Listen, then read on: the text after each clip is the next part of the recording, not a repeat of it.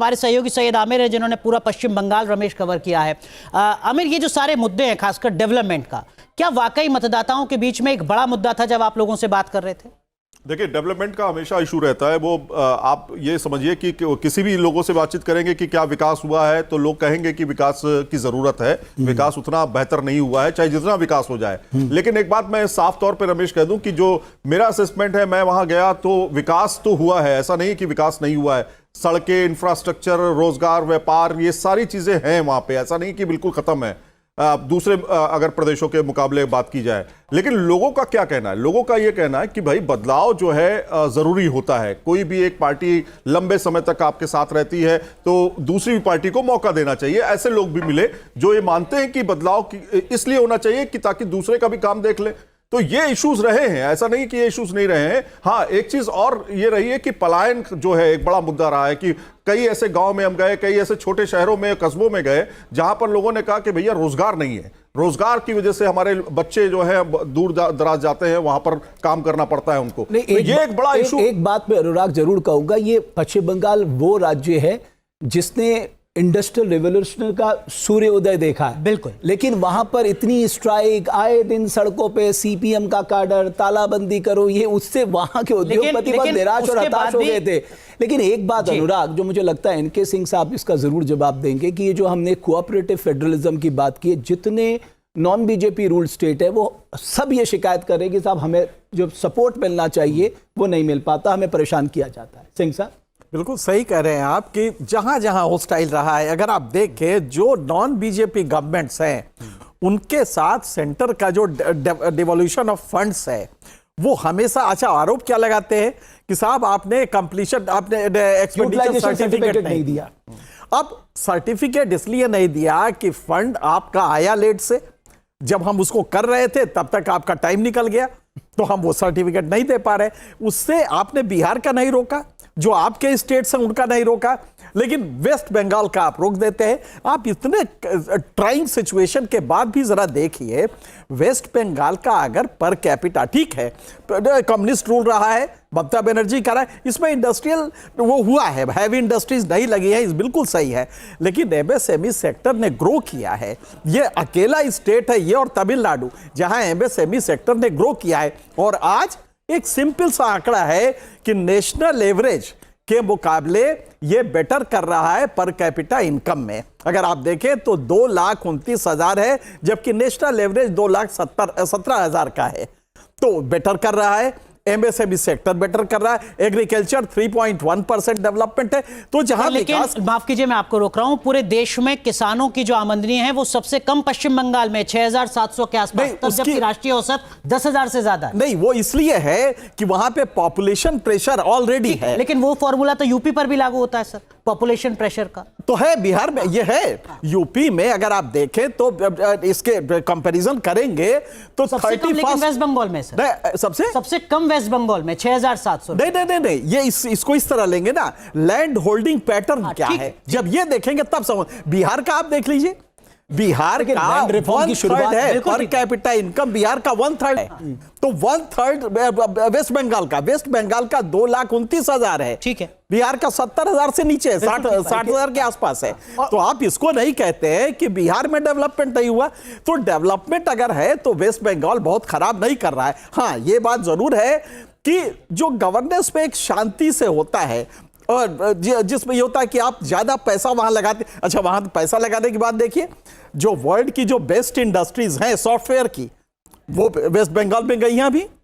तो इसलिए हम ये नहीं कह सकते कि गवर्नेंस खराब है। हाँ, एक बात जरूर है कि कम्युनल पोलराइजेशन वहां पे दोनों कर रहे हैं, उसकी वजह से दिक्कतें आएंगी। बिल्कुल। और एक एनके सिंह साहब वो कहते हैं ना, ताली एक हाथ से नहीं बजती, नहीं दोनों से। ममता बनर्जी प्रधानमंत्री से कहती कि देखिए आप हमारी मदद करिए, बड़ी इंडस्ट्री लगाने में, हम इन्वेस्टमेंट समिट बुला रहे हैं, आप हमारी मदद करिए, तो मुझे लगता है वो भी लगातार। लेकिन रमेश, आप याद कीजिए ये पहले भी होता रहा है।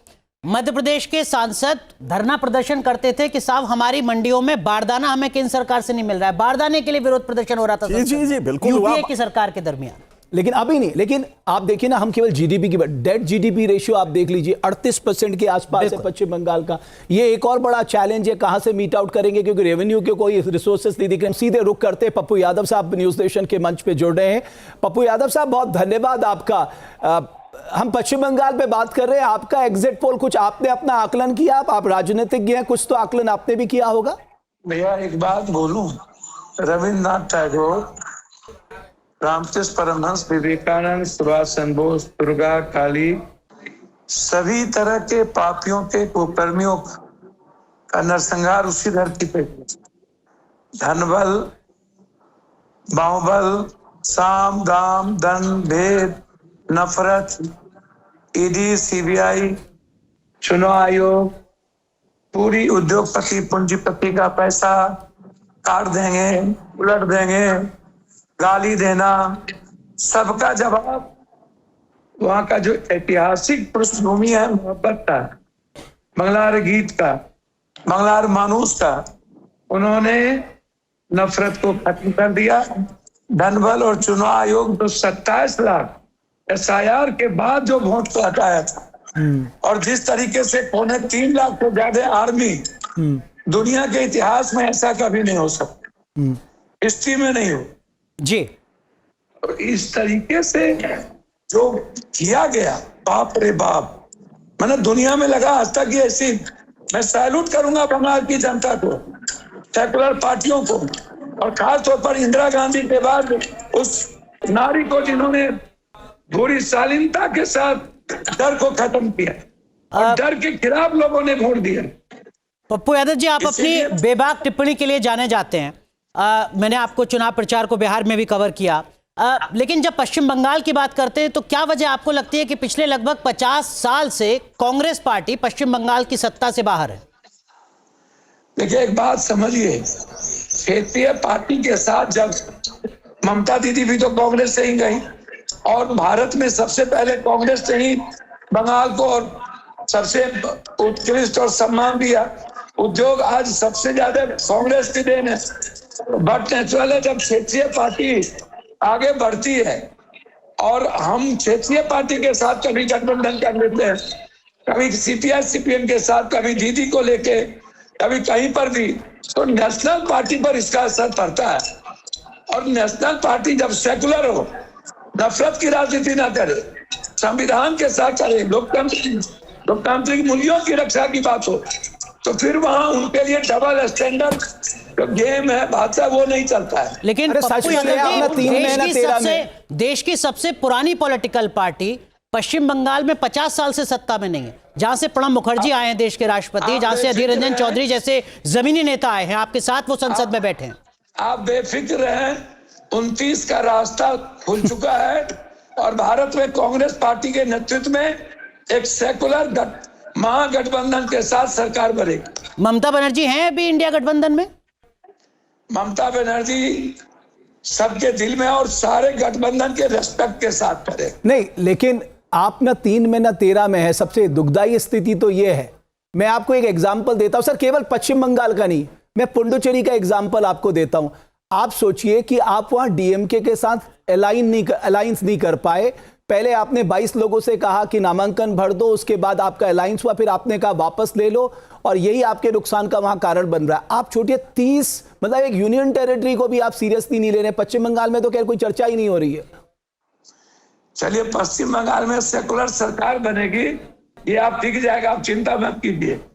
और हम शुरुआत किए हैं 29 में, भारत में आपको कांग्रेस दिखेगी, कांग्रेस के नेतृत्व में सरकार दिखेगी। कैसे दिखेगी? अब आप देखते चलिए। एक और राज्य है पप्पू यादव जी जहां चुनाव है, वो है तमिलनाडु। पश्चिम बंगाल में तो आप 50 साल से सत्ता में नहीं है, तमिलनाडु में 60 साल से सत्ता में नहीं है। भैया आप चिंता नहीं करिए ना, कांग्रेस ही कश्मीर से कन्याकुमारी है, कांग्रेस से ही भरोसा है। पप्पू यादव जी, मुझे चिंता आपकी हो रही है। नहीं, मेरी चिंता मत करिए। एनके सिंह सर वरिष्ठ पत्रकार हैं, ये उनकी टिप्पणी थी। एनके सिंह साहब, आपको प्रणाम। और आपको चिंता मत करिए, पूरे भारत की आवाज हूँ, गरीबों के आंसू पोंछता हूँ, मालूम है।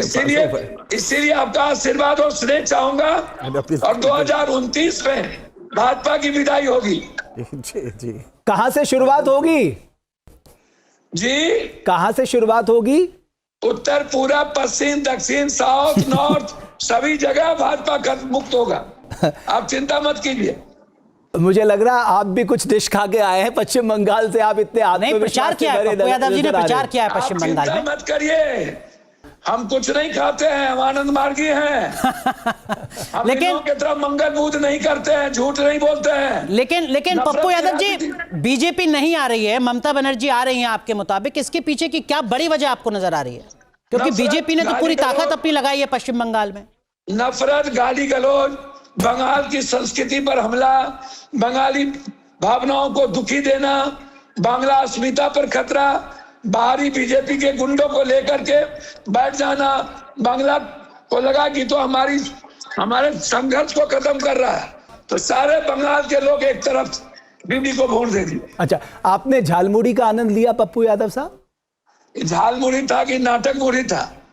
ये हमेशा नाटक मुड़ी करते हैं। बोल दिया 35 साल उम्र में, बोला बच्चा में हम ट्रम्प देखने गए थे, और जब ट्रम्प आया था तो इनकी उम्र 35 साल थी। बोल दिया हम भूखे घूम रहे थे, ये पूरा देश दुनिया घूम लिया, बोलता हम भूखे थे। चलिए सब बात छोड़िए सर। ममता दीदी, सेकुलर सरकार, बीजेपी की विदाई तय। असम का क्या हाल है? असम के बारे में मैं इतना कहूंगा कि वहां बेईमान लोग पहले से बैठे हैं, लेकिन असम की जनता ने कांग्रेस पर भरोसा जताया है। आपको ऐसा लग रहा है? नहीं, हम वहां थे।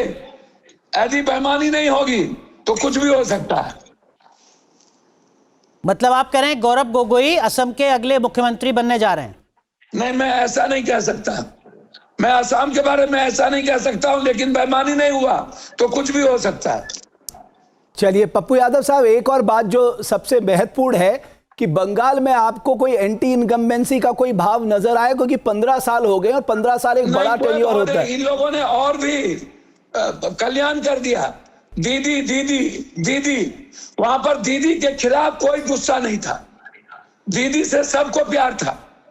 और दीदी पर जो हमला हुआ वह प्यार और बढ़ गया। ठीक है पप्पू यादव साहब, बहुत धन्यवाद न्यूज नेशन के मंच पे, नमस्कार। बहुत धन्यवाद न्यूज नेशन के मंच पे आने के लिए। अब से डीडी फ्री डिश की चैनल नंबर 57 पर देखिए न्यूज नेशन।